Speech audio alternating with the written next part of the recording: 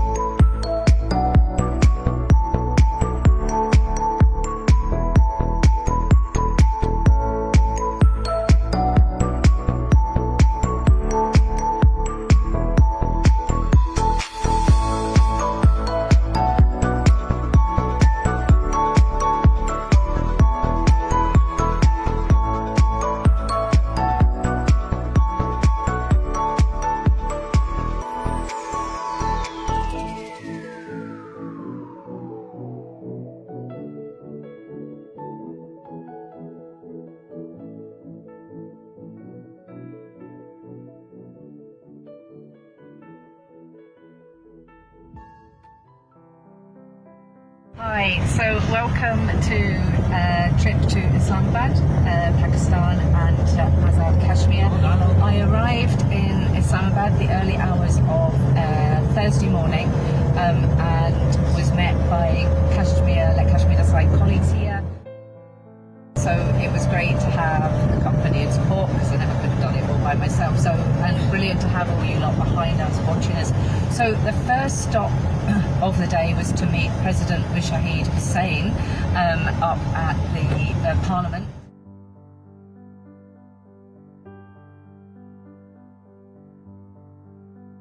Really lovely to meet him. He's a great supporter of our work, and obviously he's been a senator and in so many illustrious positions. Probably easier for me to say to Google him than it is for me to explain everything that he's done, but deeply involved in Kashmir for many years, and so a great supporter of all that we are doing to raise that awareness and in sharing what he's up. So that those opportunities to have that working and that reach is brilliant.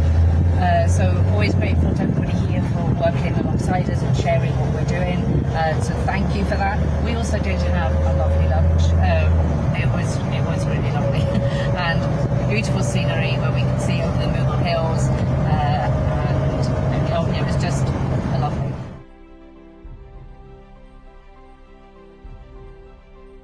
And then we left from there and we went to the Islamabad Press Club, where we were entertained by INSPAD.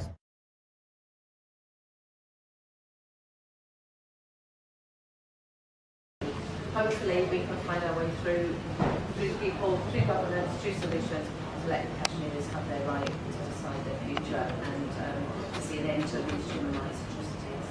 So thank you very much. In honour of me and us and our work and KNN News, I think it was. So I received some lovely flowers. Where are my flowers, guys? Back seat. The flowers are on the back seat. No, we don't find flowers. We don't have the flowers? Leave them there.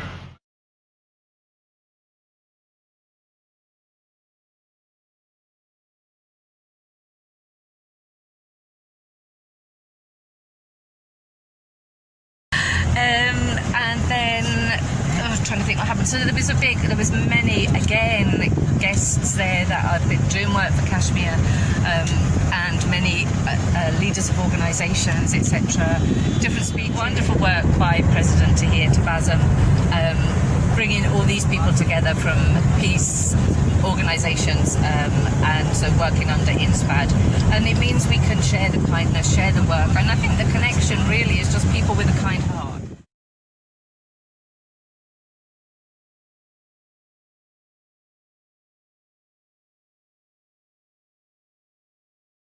And it's what we have to do in this world to be all the cruelty, is bring the kind people together, and those that are working for good, because the good has to overcome at some point. So the main focus as always is the impact. What impact can families have.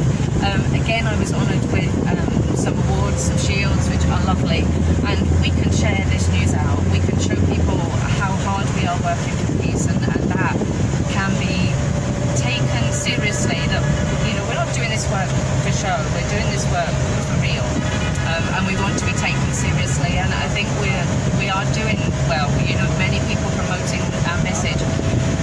We're here, of course, to officially launch the mandate, the Let Kashmir Decide mandate, the coalition on Friday, which is seeking for humanitarians to get behind it. It's not about the politics, it's about people. And there is no reason why Indian people, anybody can't get behind this for Kashmir, and about democracy and freedom of choice and stopping as a solution to stopping all the human rights abuses that we are seeing.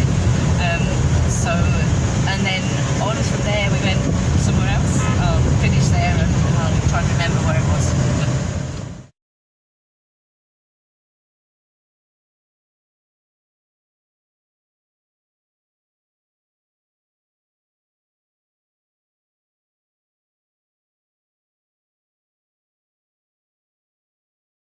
After the press club, the team and myself went for a relax in a park.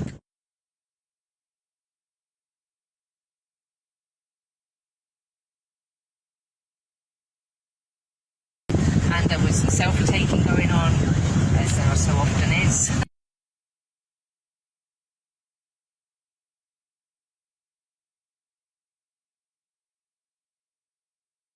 We then went to meet Michelle Mallon, which was lovely. Such a lovely lady and so hardworking, putting her pain and her passion together into building something for Kashmir, for the women of Kashmir, and raising, protesting and sharing the work that Pakistan are doing and others are doing towards the cause of Kashmir. It was lovely to speak with her both as a friend and also with ideas for campaigning, you know, what's going well, where we can work together well. And so our meeting was maybe half an hour. I got very tired by the end of a very long day, taking on too much, and she was very kind in her awareness of that and was looking after me.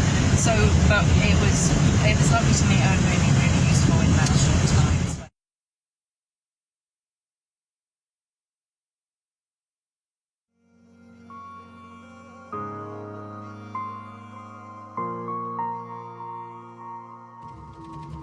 यार इश्क में अपना मकाम पैदा कर दे यार इश्क में अपना मकाम पैदा कर Okay, so here we are this time, and we're heading now down into Azad Kashmir from Islamabad, and a beautiful shawl from Karat, which I absolutely love. So me and my Kashmiri shawl will not be parting company for days now. I'm going to turn the camera around so you can see a little bit of where we're going, and I'm looking forward to introducing you, along with myself, I'll be seeing it for the first time, to Kashmir.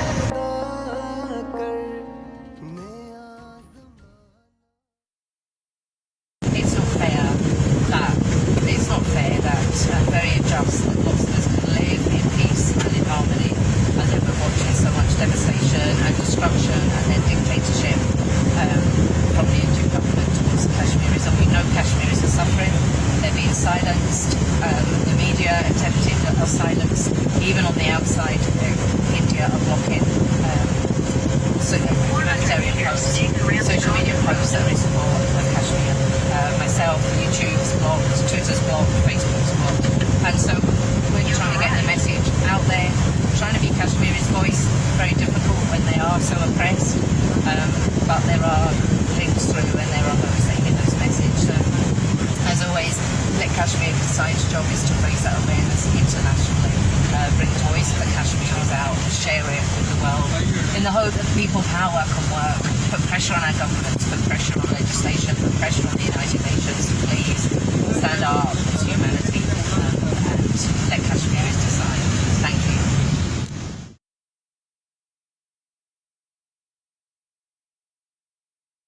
Hello. Well, I finally made it into Kashmir after nearly 2 years of campaigning. To see the place is fantastic, and to be here is even brilliant. So Sunday the 17th of October, in 2 days' time, we are officially launching the Let Kashmir Decide global mandate. It's a universal mandate, humanitarian, around to see a solution for Let Kashmir Decide to support stopping the human rights abuses and atrocities. So people have been asking, how can we support? Well, there are numerous events being launched in different places that you can join and have tea. Oh, right, well that's me in Cotley. I'm at the top of a viewpoint, and I really honestly have never seen anything so stunning ever. I thought Scotland was beautiful, and Scotland is beautiful, but this is different. The valleys, the heights, the river going through it, and I think it's the mosques and the building amongst it are just incredible. The roads on the way up are pretty dreadful, but we won't go into that. Behind me is the Indian border, right at the top there. You can see the line, and it's about 15 miles away. And behind me on this side, I'll turn the camera around in a minute so you can see the view, but bombs and things have dropped on here before, and it's not far away from a really kind of built up area as well. So it's you can see the reality of being this close to it and what you people live with it. Right through the middle there of the valley, you can see the way towards Srinagar, and oh my goodness, it is stunning really, and the resources that they've got here are just incredible. I'm going to turn the video around. Can you see just now? I'm finding this trip, like I'm trying to relax and soak it all up and enjoy it, but my social media work, meaning I'm operating all the accounts and the WhatsApp groups, are making it very challenging. So apologies if I'm not managing to get through all the build up for the mandate, the support that we're hoping for tomorrow, and I hope I can get this message out there. It's an incredible place, and incredibly proud to be able to officially launch the mandate from Kashmir itself, and that is awesome. I'm not able to visit Indian occupied Kashmir. Even my YouTube channel and my Facebook page are no longer invited into India, so that is a great shame, but I can get this close to it. That's brilliant. Let me turn around and show you the views. The camera really can never do it justice, but let's see if I can somehow capture some of it. I'm not quite sure how to turn you round. It may need to be a separate video. Okay, I'll do a separate video and I'll link them together. So here you can see this was the hill coming up. There are huge trucks and everything. I've never seen such a variety of vehicles anywhere. And so up at the viewpoint, not quite sure why the barbed wire is there, but there we go. Maybe it's to stop vehicles coming through, but we've climbed over it. So there's the border at the top there. Used to be trees all the way atop, I've been told, but have then been cleared. You can see, I mean, this is through to Indian occupied Kashmir, right through to Jammu Srinagar. This river going through is just beautiful, stunning. So the concern here, of course, is that there have been bombs that have been dropped up on here. I'm going to go to the corner here and then zoom down before I continue, because really, honestly, it's stunning. There we go. You can see down there the troughs, the rivers, the valleys, the hills, the mountains with all the buildings amongst it are stunning. It's very rolling. The soil's not as rich perhaps as it is in Scotland, but I guess it's more boggy there. We don't tend to have these buildings everywhere. I think that's some of the difference. You can see the mountains in the background. I'm right into the sun. I'm not sure if you can see anything. So Cotley, the city of mosques and the city of lights. I will try my best to get up here during the nighttime hours, if that's possible. I think we're going to visit over that side later, and like I say, I'm being treated like a rock star, to be honest, and it's amazing, and building up support and more solidarity for the release of the mandate soon. So take care, stay blessed. Hello everybody. So here I am in Cotley, beautiful Cotley. It's lovely. I really like it. I like the buildings, the style of things. It's such a lovely, relaxing contrast to many of the Western society. As much as I do love my home, as they say, a change is as good as a rest. Obviously gutted, absolutely gutted that the tea event could not go on. Essentially, I sought the correct advice. I met with the consulate, the Pakistan consulate in Scotland, in Glasgow. I spoke with him. I spoke of the tea arrangements. I also spoke with a diplomat in Pakistan and was advised that yes, this event on my tourist visa, which is all I had, should and would be okay. But sadly, just this is the way it is. It's a disputed territory. It's a constant concern, and so security obviously at risk of my safety, at risk of my colleagues' safety. They have to take that into hand, and it's up my host, all of our safeties, even people that came to the event, and we have to accept that and respect that. I'm a tourist in another country, so sadly we're going to be leaving Cotley today because otherwise we're going to have the security checking up on us, making sure I'm constantly safe, and that's a lot. It's a lot for my team colleagues to deal with. So we're going to head back to Islamabad. We had our tea. It wasn't. Well, I went to Chai Kudda the night before, which was good. So we had tea there, and I saw the place, and I have videos that I can share. I met some people. I'm desperately disappointed not to have met half the people that I wanted to. And what I will need to do is return with a different visa, an NGO visa, I suspect, and ask for security because they were willing to offer it to us and protect us. I think the positive is that the Let Kashmir Decide movement has grown huge. It's massive, and therefore, if we weren't reaching people and weren't causing a stir, then there would be no need for any security or concern. So I have to respect the rules of another country as a citizen of my own country, and that's the way it was. And I'm sorry for everybody that turned up and that had that travel. I hope you can understand I travelled for more than a day to get here and at a more significant cost. So very sadly I have been having a few messages from people being critical, which I can only apologise for. If I'd have gone ahead with the event, then I would have been going against what the authorities said here, and we can't do that. I can't do that.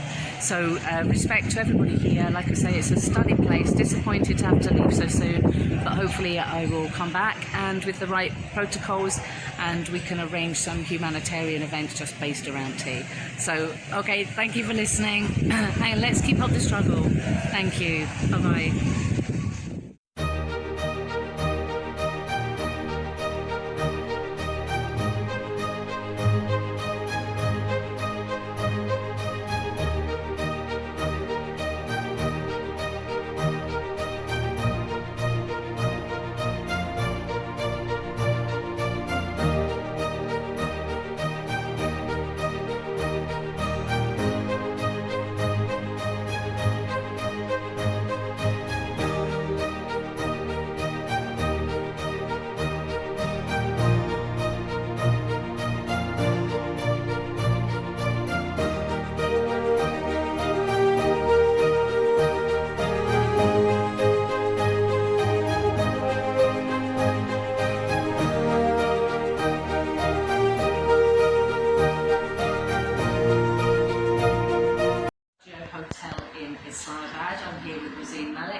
And we're here to have some solidarity and keep talking about Kashmir. Nice to meet you. Lovely to meet you as well. Thank you. Assalamualaikum. मेरा नाम मौसम मलिक है और मैं आज इनसे मिला हूँ आफ्टर 2 or 3 years। मतलब कि हमारी एक कैंपेन चल रही थी, उसके थ्रू आज हमारा मीटअप हुआ है, और जैसा कि इनकी कैंपेन है लेट कश्मीर डिसाइड, तो वो उसकी सेलिब्रिटी चाहिए हुई है। फर्दर डिटेल आपको बताएँ। Thank you. Tell more about Let Kashmir Decide. Yeah, so as a global growing movement, which we're really pleased about, we're essentially a humanitarian movement. We're trying to connect human to human, rather than, so the political ideologies, religion, or race, culture doesn't come into this, and it's about the human rights and trying to stop the human rights that are happening, and that's our aim and goal, and we feel that self-determination is going to be the solution to that. So we're hoping that you'll keep talking about Kashmir wherever you go. Tell whoever you can. Meet for tea with friends who know about the issue or don't know about the issue, because people power is what we need. We need to bring more to this to raise awareness. Yeah. Thank you so much. Thank you.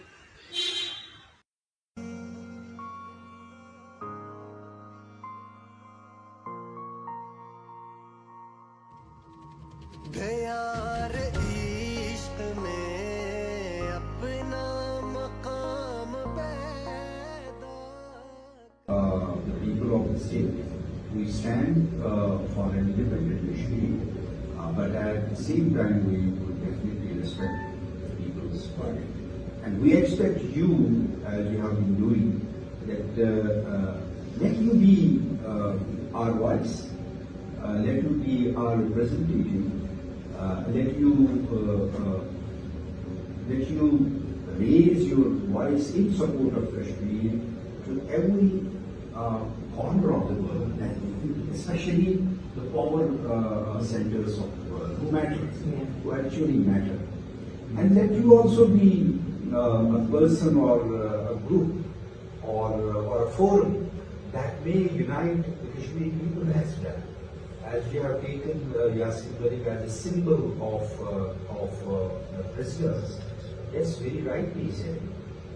Yasin has been right now the symbol of political vendetta in Indian jail.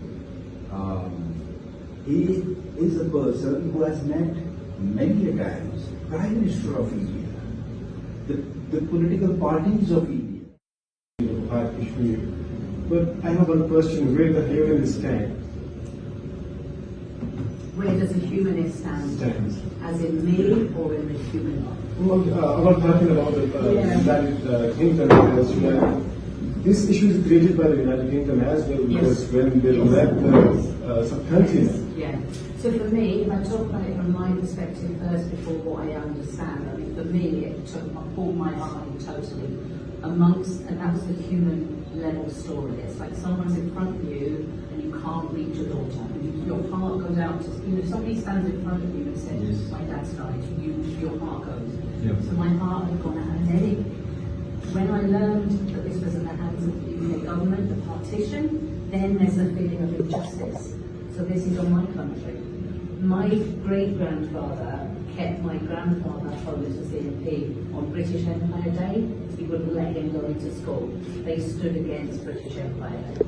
So that was my upbringing, against the British Empire, being in other people's countries. So for me, that was a natural, when I heard all this, Bill, this is they're the victims of the Empire State. My family background was obviously, genetically in me as well, has that justice. So as a humanist, I'm looking for the solutions.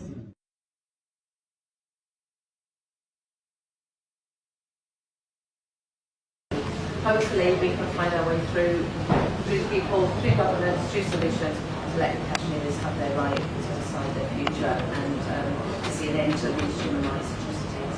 So thank you very much.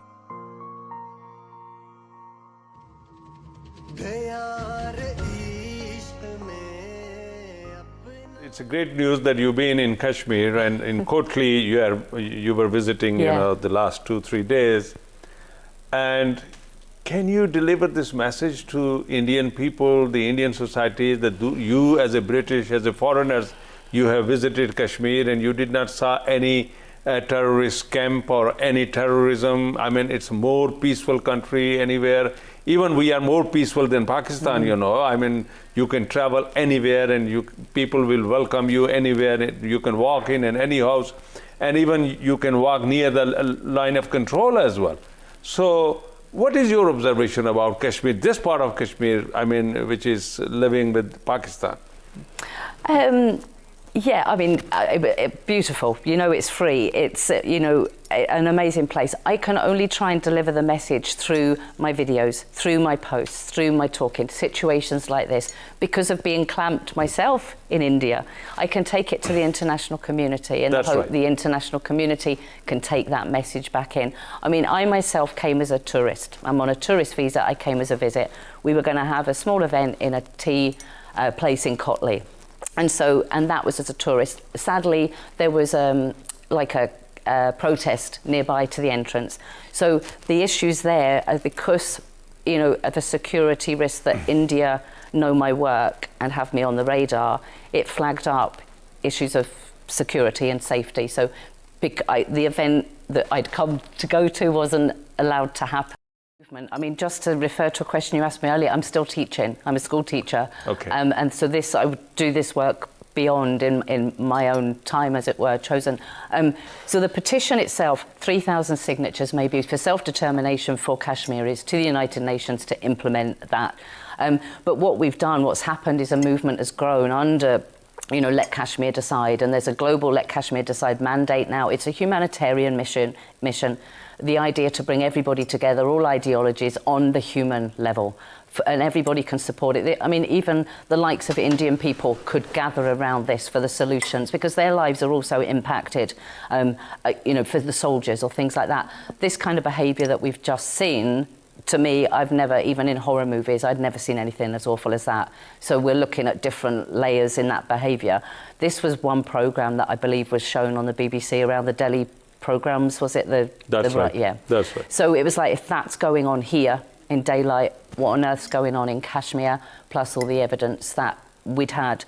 It's just not on our TV. That's been one programme on the BBC maybe in the 2 years since the lockdown came and since I've been doing this. So, you know, when I first came into this and was looking, there was nothing in our mainstream media. So it was just about what one person can do to make a difference. And, you know, it is then more about more than one person, because you can't do it without other people's support. You are meeting since, I mean, from the last 2.5 years. Well, 2 years. Okay, yeah. for the last 2 years, you are meeting with the diplomats, you are meeting with the civil society, with the British people and with the Pakistani, Asian and all. What kind of result did you obtain from your meetings, and what is your observation that people are now trying to recognize the Kashmiri miseries and Kashmiri problems, and they recognize the atrocities being committed by Indian forces in Kashmir? We're still a little way to go. What I've achieved, or what we've achieved as a group, is like an ordinary person's perspective that knew nothing about this. And so the journey's grown from the connecting with Kashmiris for me initially in Britain, connecting with the Kashmiris in Azad, setting up a group where we were the voices on the inside and the outside, Indian occupied Kashmir, sharing the stories through, you know, from people that could. And so it's gradually built. You know, I was embraced by British Kashmiris to stand in different platforms on media to speak about this. This then led the journey via Parliament. I wanted to have a whole world solidarity event. Couldn't get into Srinagar, so I thought we'll hold it in Muzaffarabad. And I came looking for people to support a Kashmiri cultural event based around tea that we could stream out to world and show people about these atrocities, because for me, they're horrendous. And it was on that effort, we get one life, and the life is being spent like that. And I wanted to reach people, because I've been one of those people in Western societies where you get on with your life's there in front of you, and you think you can't make a difference. And what I've learned myself is, well, actually you can make a difference if you've got the support of other people as well, and they're all making the difference. So That's right. It's built the movement, built the solidarity. COVID came in, unfortunately, and stopped the idea of a big cultural event, but every 5th of every month we have solidarity with Kashmir, and we have a campaign activity going. So people have kind of embraced around that, embracing around the global mandate as humanitarians, because as I said, we can all, whatever your political ideology, and that is looking at the removal of the troops, the stopping of the blinding with the pellet guns, you know, looking at justice for the Kashmiri widows, looking for human rights reports for all the missing, and seeking self-determination through a step process for democracy. And we believe that it's people power that we need to bring more people to this. Hi, today Claire is going back to the England, Scotland, and we are at the airport right now. So, hi Claire, how was your trip? Hiya. Oh, it was awesome. I don't want to go home now. Brilliant. I've got a whole bag here of gifts and presents. We're delighted. It's been lovely to meet everybody and all the team, to be together and discuss, well, some of the team. Everybody else is spread around the world, so it's great. No, I've had an amazing time. Met so many people. You know, I came over here as a tourist, going for tea in Cotley to share our global mandate, and we've we've ended up meeting and having tea with so many people, and we've been so well received, and we're gutted that we couldn't meet all the people that we wanted to meet, couldn't see all the places that we wanted to see, but we were determined in our resolve that with the right arrangement, set up and support, I'll be back. So amazing place, and now when people ask me, have you ever been to Kashmir, I'll be able to say yes, which is great. So no, and thanks to everybody for their hospitality. My hosts have been amazing, and I feel like a princess and a rock star. Thank you. Thank you so much, Claire. Have a safe journey. I will. Thank you. Thank you. Bye. Bye. Now, obviously, I respect all the groups that are out there, and I will support their work and highlight their work. What I'd love to see from those on the land supporting the global movement work is to join us and raise the awareness outwards. If you keep shouting at people only in your local areas, then you're not really being listened to. So reach out to the world so that your voice goes out further, because I'm not sure it's getting out further enough. And it's not that I'm saying, support me and support my movement. I'm saying let's support Kashmiris and get the global voice out there. You do it in any way that you wish. But if there's an opportunity to join a team with people that are trying to raise awareness of the Kashmir issue, then why would you not take that? Why would you not do that? That doesn't make sense to me. We're looking for self-determination, but equally we're trying to raise awareness of the Kashmir issue. So if you're somebody that wants to go with Pakistan, or you're somebody that wants to go with independent, or even if you're somebody that wants to go with India, this is an issue that needs to be solved. It's not anti-Indian, it's not anti-Pakistan, it's pro-Kashmirian and pro-war. So they get very frustrated with a lot of the inner politics.